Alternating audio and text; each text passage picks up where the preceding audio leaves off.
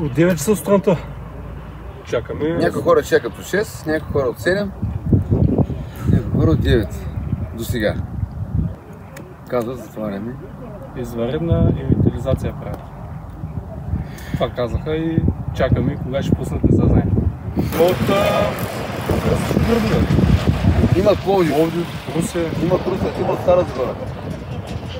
Има от София. Просто чакаме всички заедно.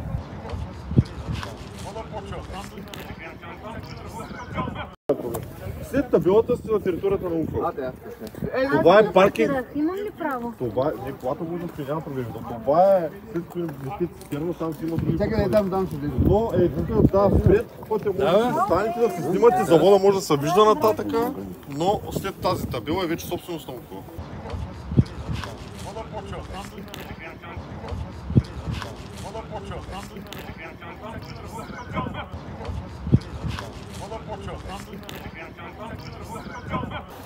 Аз ги кава.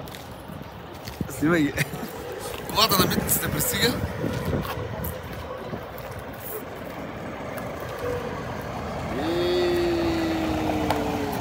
До кое време чакаме да напуснат?